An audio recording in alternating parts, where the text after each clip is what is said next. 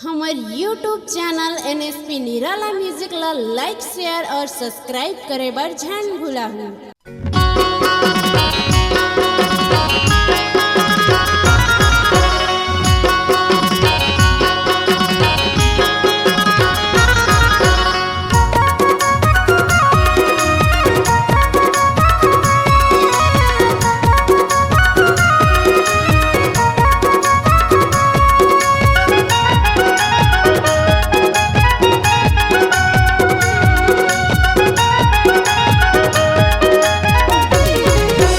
खोले हो साइकिल दुकान नोनी पंचर ला बना था।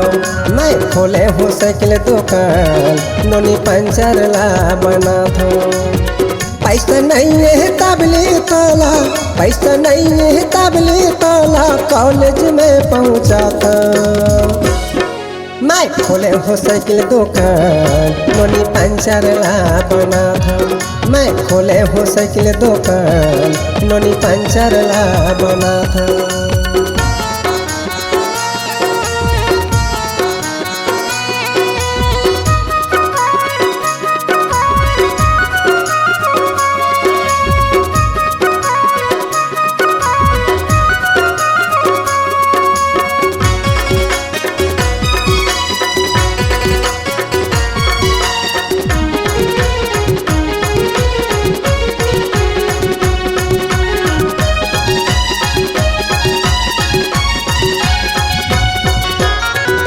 दाई आओ काकी काका बचपनी में मैं पढ़ा था। कॉलेज के लायक हो गए लइका चाटे महर डरा था।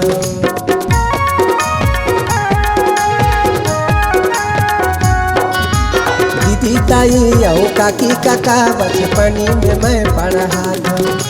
कॉलेज के लायक हो गए लइका चाटे महर डरा था। झूठ लबारी नहीं बोलाता, झूठ लबारी नहीं बोलाता सिर तो लगे बताता।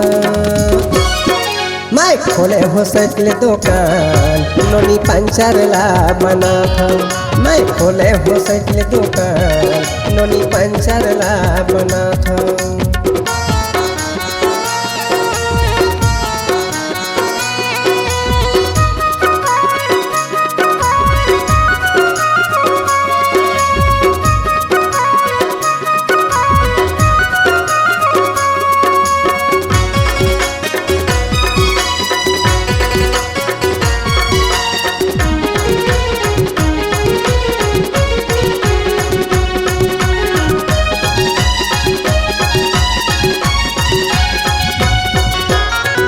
के टीरी में हवाई वो नोनी तरसी मोरे गाँव फोकट पारा मारई तो मैं हर मह सोनी मोरे नाम।